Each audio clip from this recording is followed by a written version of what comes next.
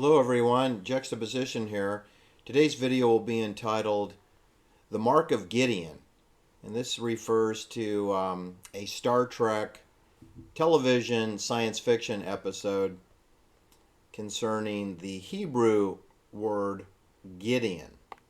Now, I'm referring to the Star Trek episode that occurred was first aired in 1969, and the Mark of Gideon first aired January 17th, 1969. Now remember, that's 7 months before the Sharon Tate, Abigail Folger NATO bayonet attack in Benedict Canyon. Anyway, the television episode appeared on season 3, episode number 16. It was directed by Jude Taylor, spelled J-U-D. It was written by Stanley Slavin and Stanley Adams. George Slavin and Stanley Adams. Featured music by Fred Steiner. You do know that William Shatner was born in Quebec, Canada. He's Jewish. He was born in a Jewish household. The spelling of Shatner was changed by his paternal grandfather. Originally, it was spelled S-C-H-A-T-T-N-E-R. They dropped the C, they dropped a T, they made it a shorter version, William Shatner. You know that First Officer Spock was raised Jewish in Boston, Massachusetts, and both William Shatner and Mr. Spock are about the same age. Mr. Spock, I think, is 1 week younger than Bill Shatner. Okay?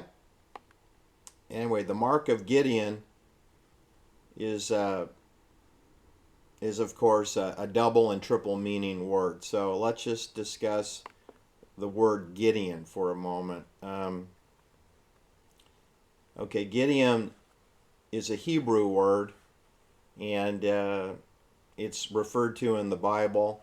It also has a second meaning, which is Christian, which is Gideon's International. But the primary number one meaning for Gideon is the name of a military leader, a judge, or a prophet whose calling was to fight the Mennonites who conquered them and tormented them for 7 years. And Gideon is a masculine name referring to war hero. It's a masculine name given and a surname of Hebrew origin, which translates to feller or hewer, great warrior. It can also be interpreted as one who has a stump in the place of a hand, or one who cuts down the enemy, I guess.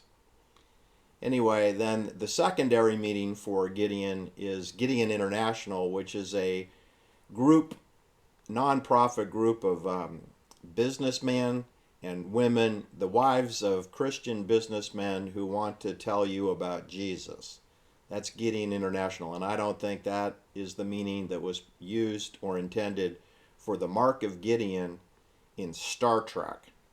All right, now, you know, I did a video that featured Donald Pleasance, who had starred with Sharon Tate and David Niven in The Eye of the Devil. But in 1968, in January 1968, Donald Pleasance did a short 30-minute for BBC television, an episode known as Newsbenders, where it was presented that the news that you hear on television, radio, and newspapers today was scripted, planned, and formatted 5 years ago. That was the supposition presentation of the Donald Pleasance Newsbenders.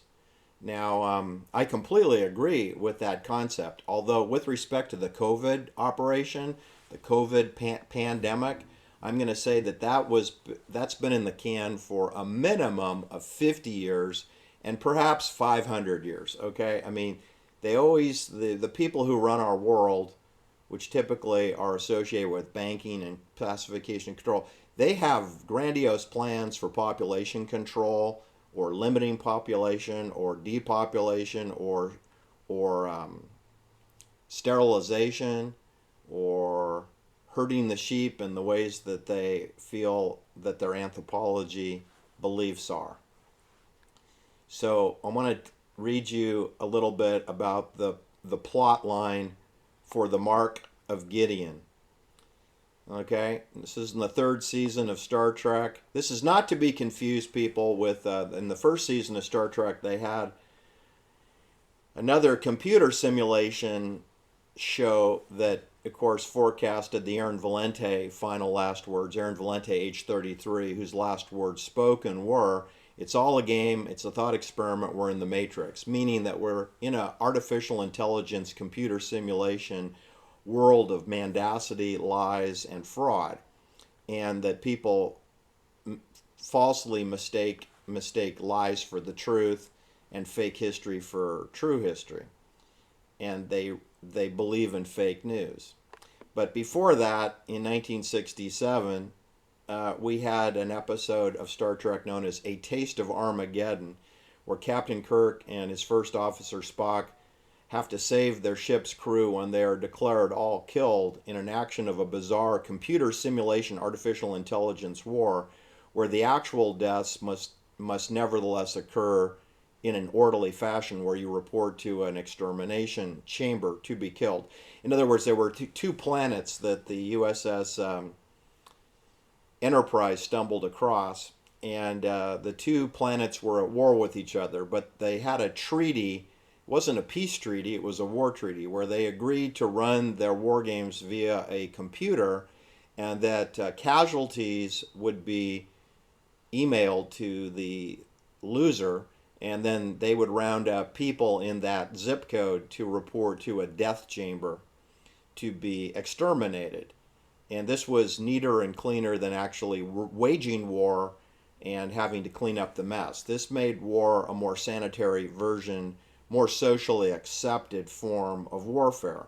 And the Starship Enterprise stumbled across this and were declared a casualty of war. Anyway, that's called A Taste of Armageddon. It has to do with artificial intelligence, computer simulated warfare. It has to do with people reporting to extermination depopulation centers. That was in 1967, and I think that was February 1967, which preceded the Mark of Gideon by almost 2 years. All right, so getting back to the Mark of Gideon, which is mirrors COVID almost to a T. In this episode, a race of aliens all live on an overpopulated planet, and they abduct Captain Kirk under a false pretense in order to solve their problem. The episode was co-written by Stanley Adams, who portrayed Serrano Jones in the Star Trek episode Trouble with Tribbles. You may remember that Trouble with Tribbles was written by the date that night of Stephen Parent. He was going to see David Gerald when he was shot 4 times with an M16 rifle and stabbed once with the M7 bayonet by NATO soldiers at the front gate on the Cielo cul-de-sac property.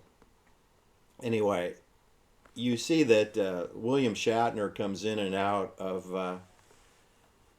of NATO themes, including the Sharon Tate murder. You do know there's a doppelganger twin host. The media forgot to mention that the home where Sharon Tate was murdered, there is an exact duplicate of that home just 150 feet down the ice plant from there, the next property below at 10048 Silla Drive. You have a duplication swimming pool, pool house, and main house, 3,000 square foot, one level main house, doppelganger, where you could rehearse the bayonet attack murders in the property just below the actual murder scene.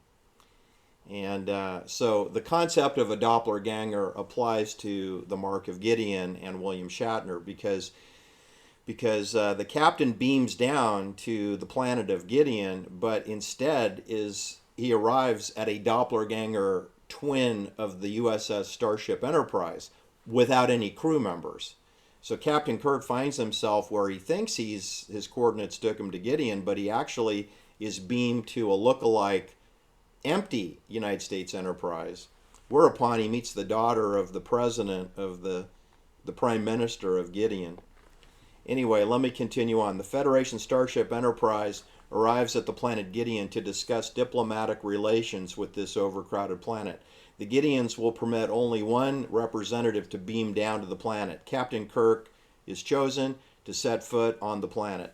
Kirk beams down to the coordinates that they provided him, but he finds himself apparently still on board the Enterprise, which is now devoid of any of his crew members. That's because he's in the doppelganger Hollywood set Enterprise on the planet of Gideon. First Officer Spock is informed that the captain has not yet arrived on the planet, but Gideon's ambassador, Hoden, refuses to allow a search team to investigate. Neither Starfleet Command nor Federation bureaucracy is of any help to the Enterprise, each referring the matter to each other. Does that sound like United States Congress? Kick the can down the road. Anyway, meanwhile, Captain Kirk wanders around the deserted corridors, and he notices a strange bruise on his arm. Kind of like a COVID injection, right? He eventually encounters a beautiful young woman by the name of O'Donna. O'Donna claims to have no idea how she got into this United States Enterprise doppelganger set. She recalls only that she was living on an overcrowded auditorium and she was struggling to breathe. For a moment, O'Donna is just relieved to have the freedom of movement. Captain Kirk insists that she must be from Gideon, but O'Donna denies any knowledge of that planet. Captain Kirk learns from O'Donna that her home planet is severely overpopulated with crowds of people everywhere and there's no privacy. Kind of like Earth, right? Because death is so rare, to her privilege of being alone, even for a moment, is a dream come true. Captain Kirk is taken by her beauty, of course. The two share a passionate kiss, of course. Neither notices the image of 24 faces appearing in a viewing screen behind them as they kiss.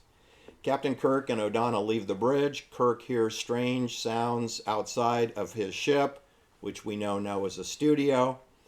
He goes into a viewport and catches a glimpse of a crowd of people looking in. The scene quickly changes to the normal crew, which is orbiting in space. Kirk confronts O'Donna about what is going on, but she denies having any knowledge of what's going on. She then complains of a strange feeling, and then she faints in Captain Kirk's arm. Captain Kirk takes her to sickbay, where he encounters Ambassador Hoda instead of Bones, his medical doctor. Ambassador Bones informs him that O'Donna is actually his daughter, and she's suffering from vegan chronomeningitis, having been infected with Captain Kirk's blood. I'm not sure how she got the blood, unless that was a heck of a French kiss, right? Anyway, he's suggesting that Captain Kirk carries a virus, which has now been transferred, I guess, through the kiss to the daughter of the ambassador, Hoden, whose daughter's name is O'Donna. Hoden's plan is then to infect the general Gideon population with this so-called virus, which will shorten their immense lifespan and relieve of the population problem on the planet of Gideon. Kurt is to supply the virus, while O'Donna's death is to serve as an inspiration for future volunteers. In other words, get your vax and be patriotic. Be a good citizen. That's this. And this is being aired in January 1969. 50 years before this actually happened in real life with the COVID pandemic. Questioned about alternatives, Hoden explains that the Gideon people's regenerative abilities would foil the sterilization attempts, and attempts at birth control would never work. Having realized that Hoden had deceived him, First Officer Spock goes against Starfleet orders and he beams down to Captain Kirk's original coordinates would be in the doppelganger Enterprise, whereupon he finds the false Enterprise that was built to confuse Kirk. He soon reaches Kirk and O'Donnell and asks Hodum not to interfere as Officer Spock is already in enough trouble with Starship Command. Anyway, Kirk, Spock, and O'Donnell all return to the real Enterprise orbiting above Gideon, where Chief Medical Officer Dr. McCoy, Bones, treats O'Donnell's condition. O'Donnell now returns to Gideon to supply the virus herself. Captain Kirk forgives her for her deception. End of story. Does that sound like COVID? Sure does to me. Anyway, that's coming from a Jewish produced, Jewish directed, Jewish written, Jewish actor presented The Mark of Gideon, the 16th episode of the 3rd season of Star Trek. William Shatner went on to, of course, have 4 marriages, 3 of which ended in divorce. One ended in the murder of his 3rd wife, who he was in the process of divorcing. That is Noreen Elizabeth Kidd Shatner, dead at the bottom of William Shatner's swimming pool.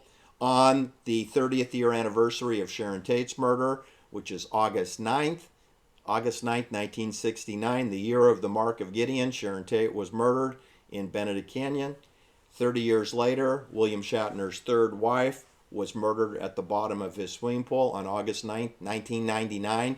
30 years after the Mark of Gideon, 30 years after Sharon Tate's murder by NATO forces. Don't make me show you. Don't make me unsheath the M7 NATO bayonet. Here it is. This is the weapon used. Sharon Tate was stabbed 16 times with this weapon. Abigail Folger was stabbed 28 times with this weapon because she was attempting to flee the property. And Wojtek Frykowski, her control agent, was stabbed 51 times with this weapon. And you know you couldn't stab someone 51 times with just one of these, right? It's like Lay's potato chips. You're going to need 3, 4, or 5 of these to stab people 51 times. But if you have a kill team and you're in a kill box known as Cul-de-sac Cielo Drive, aka Bella Drive, aka Sunbrook Drive, aka Angelo View Drive, you have a kill team and you have a kill box. Anyway, that's my video for today. Please like and subscribe. Share my videos because I am very severely shadow banned. Thanks for listening. Take care. Bye-bye.